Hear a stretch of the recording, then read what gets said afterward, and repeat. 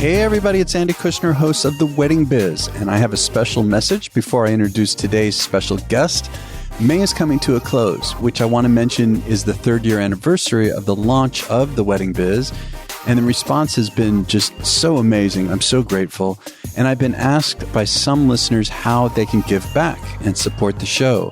So I've joined Patreon, which is a community-driven website where people can support creatives in delivering content.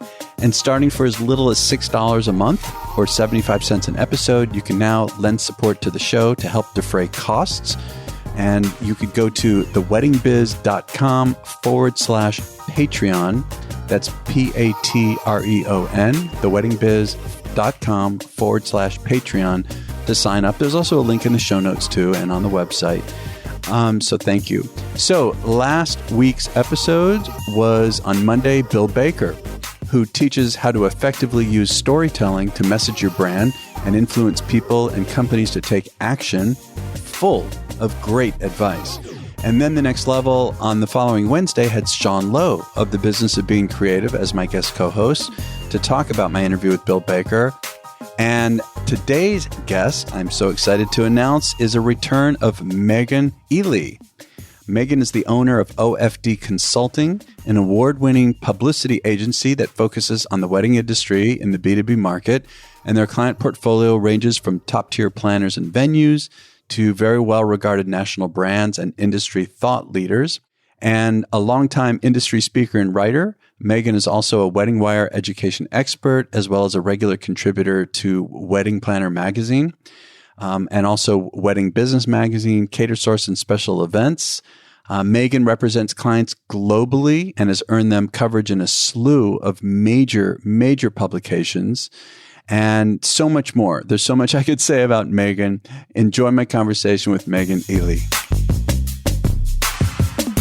Well, hey, Meghan, it is so good to see you here in Las Vegas while we're at Special Event Show, Cater Source. What great timing. So one of my favorite times of year. I know. It worked out really, really well. And to have you on for a second time, I just really appreciate you doing this. Absolutely. And to do it like you and I are doing it together. Live. Last time we did not do it. Yeah, it's nice. We're like looking at each other. It's nice.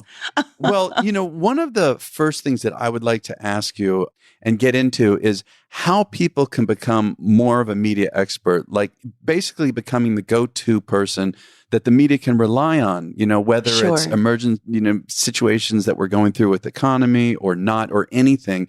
How can people work up to that point of being published regularly and getting that? Absolutely. I've got to say that building your editorial relationships, it's slow. I want to say slow moving. I mean, some people want to be in the New York Times next month, right? And I tell them that's not necessarily how it typically goes for most people, but it does take some time to develop relationships. It's very similar to how we treat as wedding and event pros, creating relationships with those in a position to refer business, right? So what if there's same thing? Yeah. What if you have a Ritz-Carlton that's built in your neck of the woods and you want to start working with them, maybe you're a photographer, that's going to take time. So that kind of timing is very similar in the world of the media. So, it really starts with the basics of you have to ask yourself, why in the world do I want to add this to my very, very long to-do list of other things I need to do. And so to get a better handle first on your goals on what do I hope to get out of being a part of the media? And I think you said it perfectly to start here is I want to be that go-to expert. I want to be the one people can rely on. Right now,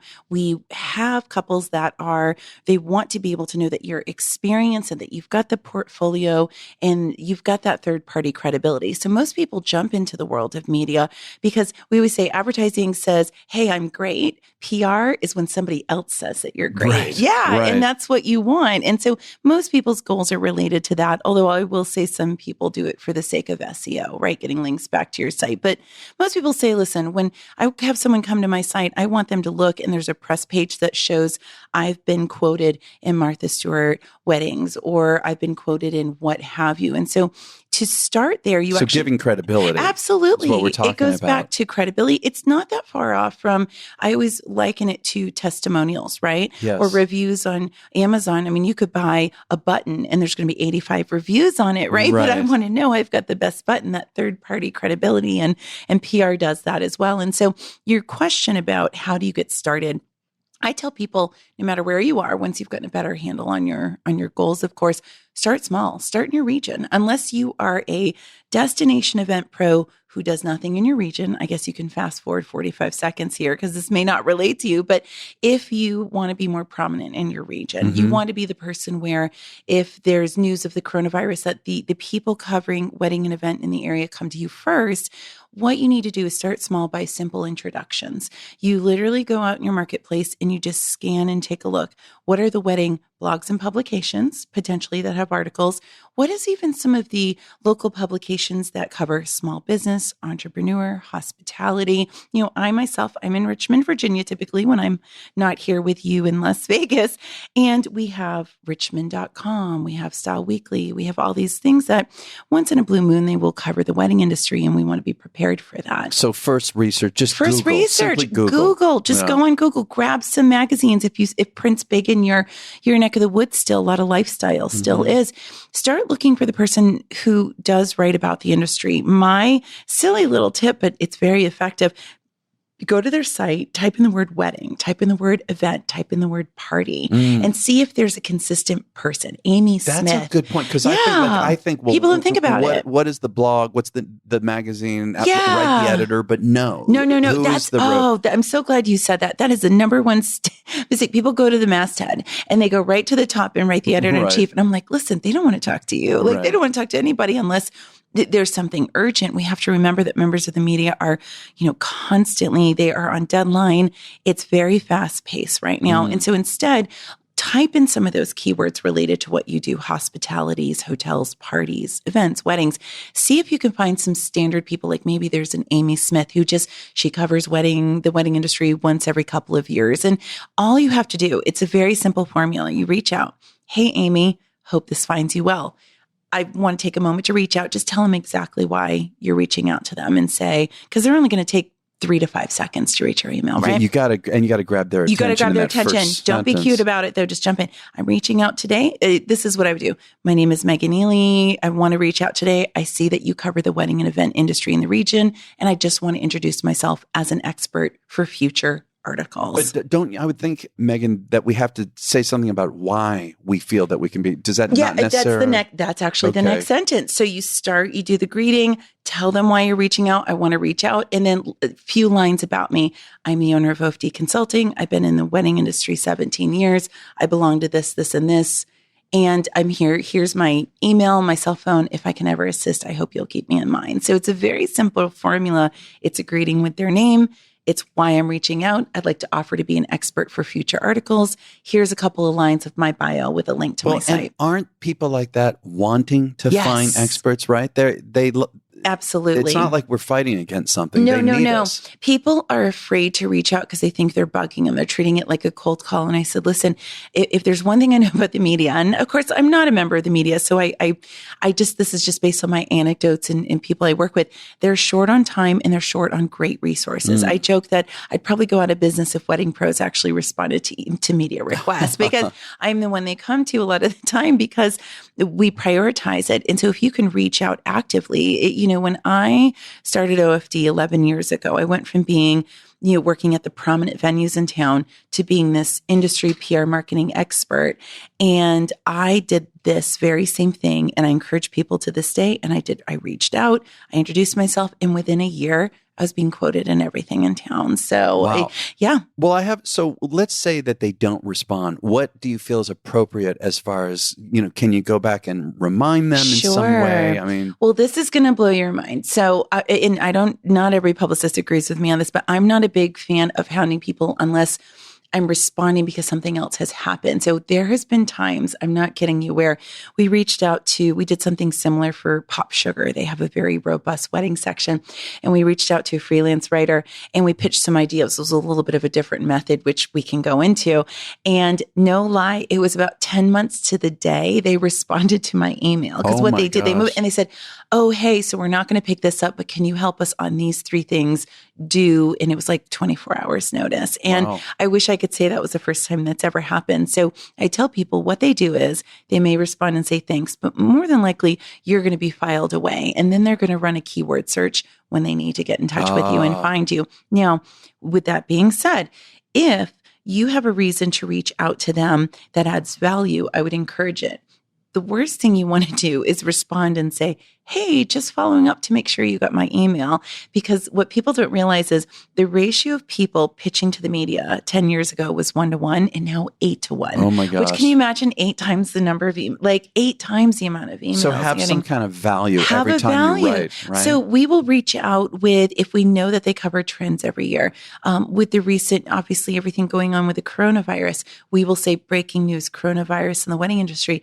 And I'll reply off of that old email, but change the subject line and say, I'm sure you've been following this. Listen, it's impacting our industry. If you need anything, I can be an expert. I also have, offer up a couple of other, or maybe colleagues of yours who could be experts as well. So follow up for those sort of things. When marriage equality was being passed state by state, we were also doing that as well. So when big things happen, that's when you can reply off, refresh their memory, and then add a little bit of value to the conversation. And so let's say we get to the point now where they're interested in talking to us. Do you have any particular ways of suggesting that, like your own clients, how they do that? And sure. Most of the time, well, here's the thing. Most of the time I would prefer email. It's just, you never know what's going to come out of your mouth. You really don't. And so email tends to be, it expedites. But at the end of the day, you want to follow along with what is easiest for the media. Mm-hmm. So I find that freelance writers in the wedding industry, for example, they tend to prefer a question and answer on email. Very rarely are they jump on the phone. I recently jumped on the phone with a freelance writer who I think I've been working with for 4 years. I've never heard her voice. So we cracked up. That's funny. How funny that was. I know all these things about her. But what a lot of people don't know is the national folks, Associated Press, Reuters, CNN, all those, they're phone people. New York Times, phone people. So they're going to want to jump on a call pretty quickly. So I typically say, offer yourself up both ways. Mm-hmm. If you have a choice, pick email, because it gives you a chance to really take a look at what you've said and clean it up. Some time on it. Yeah. I mean, things come out of my mouth sometimes and I think, why did I just say that? And of course, they use that part of it. Well, that's great advice. Also here at TSC and Cater Source, I know that you're talking about addressing the generational shift. Yes. Can you talk about that? That's really Absolutely. A hot topic right now. It was a really hot topic. We did it yesterday, and it was about meeting the modern needs of basically meeting the needs of the modern wedding couple, with the idea that there's been a huge generation shift, as you just alluded to. Here's a thing that's why we're inspired by the topic. I travel with the Knot and Wedding Wire, so I'm a wedding pro educator. And this was the first year in their reports they started talking about Gen Z, right? That's the next generation coming up. And let's define this, because it gets confusing between X and Y and Z. A lot younger than me. No, that's what I say. Yeah, I know. I think that's my casual. No, typically the oldest of Generation Z falls at about 23, 24. The oldest. That's the oldest. And some people out there might be listening and saying, that doesn't affect me. Well, it does in pockets of the U.S. where in the Southeast, couples are younger getting married. Yeah. It affects bar and bat mitzvahs for people. And it also, if you've got some association and corporate planner and people listening out there, which, some of your listeners I'm sure do, those guys are getting into jobs where they're absolutely the one to know, in their market. And so you've got, of course, the Knot and Wedding Wire speaking to them. And then you've also got more education coming up about Generation Z. And so with this generational shift, we talked a lot about it yesterday, and what does that look like? So with Gen Z coming in, there's a lot of things. And I actually, to full disclosure, I had a wonderful panel who came and really lent a lot of insight. So we talked a lot about, of course, we had Brittany Dry from Love Inc. on, and she was talking a lot about inclusivity and how it's not just about being inclusive if you're a member of the LGBT community. It's all engaged couples, they want to be supportive of the LGBT community. The statistics show it. It's a very high percentage. And even if they are not gay, they want to know that their friends can work with you. That's very important. Yeah. They talked a lot about social responsibility.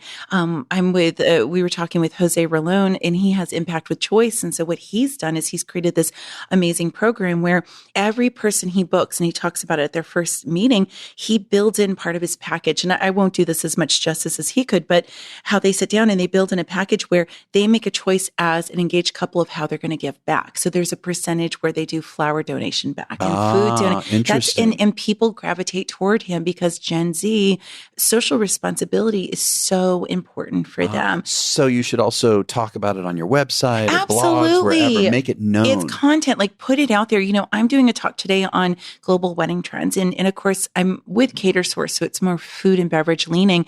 And one of the things we pulled from Meryl Snow in particular was transparency is number one. They want to know that you're sustainable. They want to know what are your practices. They're looking for additive-free foods. Like, this isn't going away. That's her words. Meryl said, she's been on, Meryl, and she doesn't mince words, right? It's not going away. So we talked a lot about transparency, how your own story will matter. Yes, they want to know your expertise, but they want to know your personality. These couples want to get to know you. That makes me think, Meghan, is I think we all know this now, for instance, on Instagram, that these live stories have 10 times, probably more now, attention than the grid, because that's where we show our personality. Absolutely. And if it's getting that much attention, that means people want to get to know who we are more. Couples now more than ever, they are researching every ounce of you. We've heard that time and time again. One of our panelists mentioned it yesterday. We see it with statistics.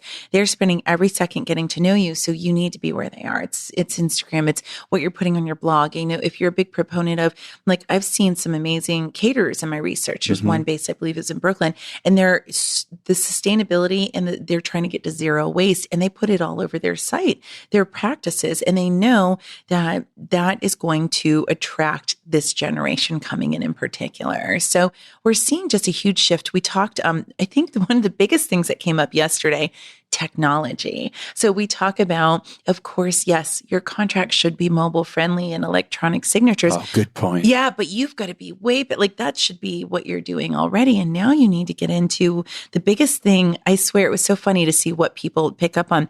We had this pretty long conversation about Calendly and Acuity. So Andy, you and I, let's say back in the day, you wanted to have an appointment with me and you and I go back and forth because we're both busy people. And what time zone are you in?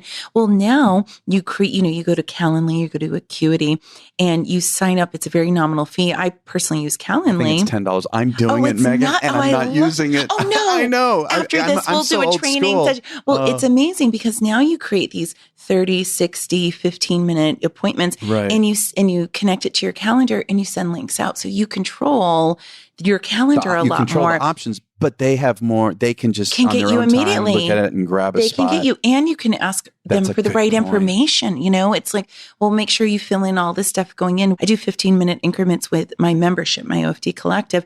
And so when they click on, they're required to put in what we're going to talk about so I can prepare to discuss. 15 minutes isn't very long. And it allows, and not only are it's that instant gratification they're looking for, but it allows you the work-life balance that you deserve. I mean, we all do. We just don't get it a lot of the time. So that was like the hot topic yesterday, was how can I control my calendar if, these guys are working all the time. They want to talk to you at night. Like what kind of tech can you put into place? We also talked about the idea, some people were bigger proponents than other of like that office hours and all that. And how do you balance that with this immediate generation?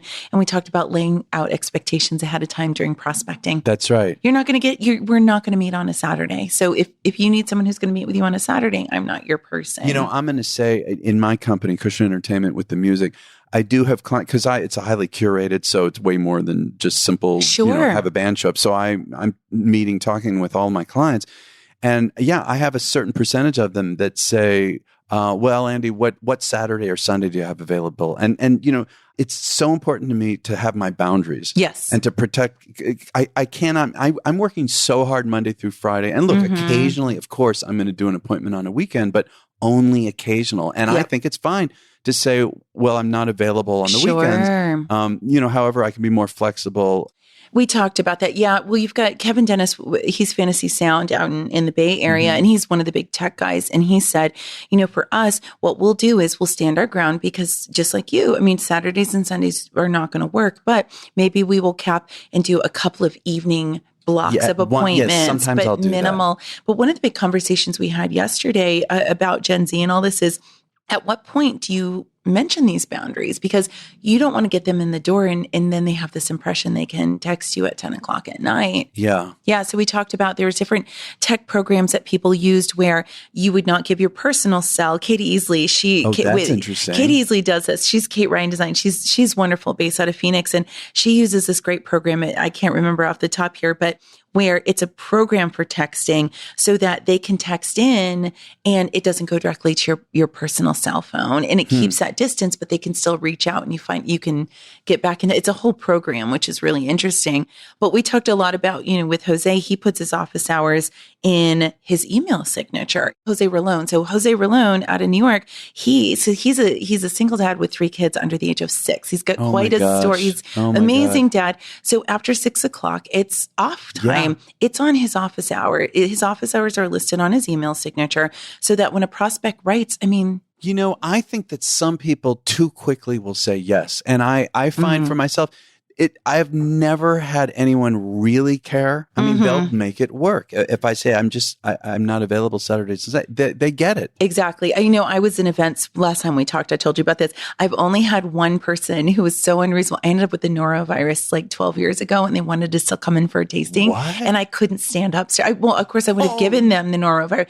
I wasn't allowed in the building, and they insisted on the tasting. So one of my catering managers had to take it, but it proved not to. They ended up having a great wedding, but it was a lose-lose because it took him away from covering stuff and they didn't get anything they needed out of it because I wasn't there to do that. And so it's so rare that people want to understand. So our big conversation about Gen Z is, communicate those expectations ahead of time. So when you get into I agree. That they get it. Sure. Well, we talked about time zones too, because destination weddings are still about a quarter of the market. And what if you are working with someone with Thailand? You should address that ahead of time. That's right. How are we going to communicate? Yeah. I talked to half of my work is out in California. Most people don't know that I'm on the East Coast. And I'm like, at some point, I'm like, listen, I'm up at my desk by 7:30. I'll go till 6 o'clock my time, but I'm not going to be as responsive after 3:30 on. I think people respect that. Yeah, just lay it out ahead of time. So also here you're talking about global wedding trends, and I believe that's in catering and. Well, that's a great question. So if you type in the word trend into the schedule, there are a lot of people talking about trends. There's actually, funny enough, a panel that's the anti-trend panel. So that we're looking at it from so many different ways. And so I work with the Wedding Academy's International Wedding Trend Report every year, and it comes out. It's global. We pull in all these wonderful, a lot of people. We've worked with Mindy Weiss, Colin Cowie, Monty Durham this year, which has been awesome. And so we get all sorts of great, this is all the different trends. And so my job is to present them from the standpoint of, okay, this is what we should be looking for, right? And because the crowd is cater source, I'm going to adapt it to the food and beverage crowd. So we're going to talk about design and colors, and it's very much a heavy global focus. It's not just what we're seeing in the U.S. Can you tell us some of the major I'll give you trends? Absolutely. So, this is not releasing till after you give your presentation, so you're protected. Yeah, I was going to say, I'm pretty the people in the room. And the report is out, which is great over at the Wedding Academy. But so few things that we're seeing. It's funny. You're seeing two different ways here. On one side of things, you've got the people who are super relaxed. They're focused on the guest experience, and they're a little bit more low key, a little bit older. But then you swing the pendulum, and you've got this other. And they're very minimalistic. You swing the pendulum on the other side, and you've got the people who are still insisting on, I need an Instagrammable moment at my wedding. I want it to be huge. Oh yeah, I need a place where people can take selfies and all those things. And so that's interesting. Really? Oh yeah. And so what we're seeing that flowers are still big. Everything is big, especially in Europe right now. But flowers have seen sort of a renaissance in the last 2 to 3 years, and that's not going anywhere. CBD, cannabidiol, everybody is still talking about that, and interactive stations for food in particular. I saw the coolest stuff, because you can imagine I do all this research, but then I've got to pull photos, and I find the cool, I see these, you can have a crepe station where you're actively shaving chocolate off of some chocolate wheel. I didn't even know there were wheels of chocolate, but they do that. And it's about, like I said, the guest experience. They want venues where they're big enough that you can go room to room, like a scene to scene, not just cocktails to reception. Right. That's interesting. Yeah, the venues. So we're saying goodbye in a lot of markets, not everywhere, but to industrial, rustic, all those. We're seeing a shift towards the venues that have the natural landscape. Because, we've seen a lot of empty spaces with a lot of industrial build. And we're getting away from that. We're getting more towards wanting to leverage the natural look around you, in the vineyards again, and returning to those. But we're saying goodbye to, boho is starting to go rustic. So it's nice to kind of see those. They've had their day. Lord knows they'll be back before you know it. And then we're also seeing at Monty Durham, I had this amazing 30-minute phone call with him when he just shared all his insight. He's say yes to the dress, right? And he's seeing him return to formality. And he's seeing, your tablescape is going to be fully appointed. It's not just your, it's the plates, it's the napkins, it's being very mindful. The linen people are seeing color, gem tones. Britt Bertino talked a little bit about 3D printed, which is crazy. 3D printed, linens now and overlays. And so people are really being mindful of what that tablescape looks like. They're seeing that return to formality.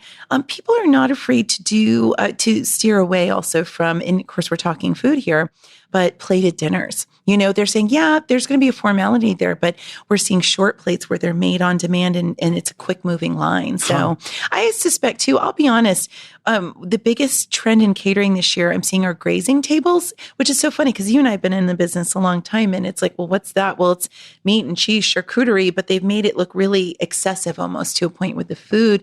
It's beautiful. And I actually hesitated to make some adjustments because I think with obviously what we're worried about with the coronavirus right now, are we going to see a lot of that food laid out right now, or will people move to a butlered serving? That's right? Really interesting. Although hopefully it's just hopefully temporary. This will be temporary, but maybe have the next lasting effects. I think it will.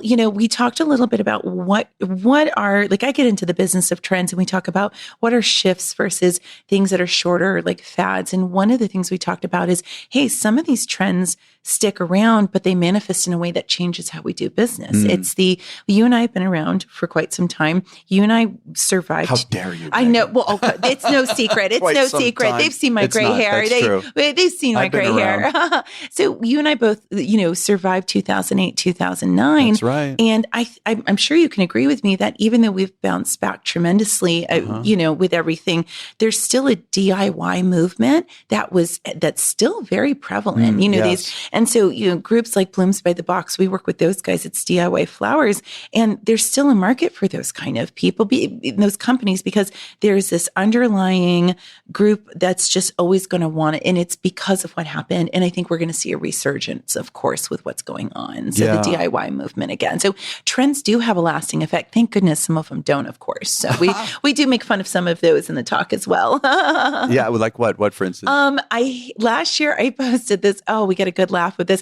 For a very short time, couples were doing vaping photos. So some really gross, like lowbrow photos, and the couples are vaping and they think it's funny. Or you see this year, I don't mind sharing because I'll be on stage in a few hours, but this will come live later, is you've got these photos where the photographer is adjusting it in with Photoshop. So you've got dinosaurs running behind them, or you've got this large shoe of the bride ready to stomp on the groomsmen. All of that it's very pedestrian. I don't like it. And luckily it's a fad that, thank goodness, is not being embraced and will be here and gone within a season. So before we go, is there anything else that you'd like to share with the listeners about what you've been doing since our last interview? Sure. I would say right now we're all about virtual education. And so for those out there who are like, oh, I want to be an expert. Maybe I'm already being quoted. I'm being published. What else can I be doing? I'm telling folks, it's a little meta, you have to admit, but listen to the podcasts out there and start realizing you can be an expert there. Utilize Facebook Live during these times and share not only your expertise, but your personality. We're actually doing a lot of, as you know, I own weddingindustryspeakers.com, and we're doing a lot of Facebook Live series where we go to NACE, and every Wednesday at noon. Yeah, we're imparting knowledge, and that's so important that we're doing that. So, and before we go, tell me about the OFD Collection. Collective? Okay, so the OFD Collective, that's my baby. And that is a wedding PR membership we put together for small businesses in particular who maybe weren't ready to come on a full retainer with us, but want to dip their toes into the PR world. It's like the folks listening today who go, oh, I don't want to write all the writers and introduce myself. Well, what we do is we work with the journalists already, and we probably get, I would say 25, sometimes up to 40, but I would say 25 to 30 press leads a month where we've got, for example, brides.com came to us this week and said, I need help in these categories about the coronavirus. And so we send it out to our membership. They answer. And from there, I'll send it into the writer. Like I collect everything, send it to the writer, and then folks will get picked up. And it's been, I got to say, you're catching me at a great time because it's bananas in the collective this week with all the coronavirus requests as we're getting. Like we have this one, Joanne, where she literally has answered everything. She's been in brides.com, Bustle. She's about to be on Associated Press, and she's about to go do the evening news with Lester Holt. And it's like, she's just, the evening news was all her. I'm taking no credit on that one. But the other thing she's getting picked up for, people see that and then it explodes from there. And so it's kind of a win-win where wedding pros come in, they want to be an expert. They maybe don't want to do that heavy lifting. I don't blame them. And then we do that. And then the writers come to us. We're trusted. We've been here 11 years. We've worked with all sorts of writers, and they trust us to give them accurate, prompt information. Awesome. Well, and I think you're wonderful, Meghan. Thank you. I recommend everyone check out what you have to offer. And thanks again for being on the show. Oh, thanks for having me. Thank you for listening to my conversation with Meghan Ely. Check out her site, products, and services at ofdconsulting.com. Again, ofdconsulting.com. Be sure to check out her collective, which is ofdcollective.com. And her social media handles is OFD Consulting. All of this information is in the show notes as usual at the website of theweddingbiz.com. And I want to mention that in lieu of the next level on this Wednesday, I'm going to release a special episode with Michaela Erlanger, celebrity stylist, to talk about wedding gowns and fashion design in general during the pandemic. So be sure to check that out on Wednesday. And finally, I want to thank our sponsor, Kushner Entertainment, and we'll catch you next week on The Wedding Biz.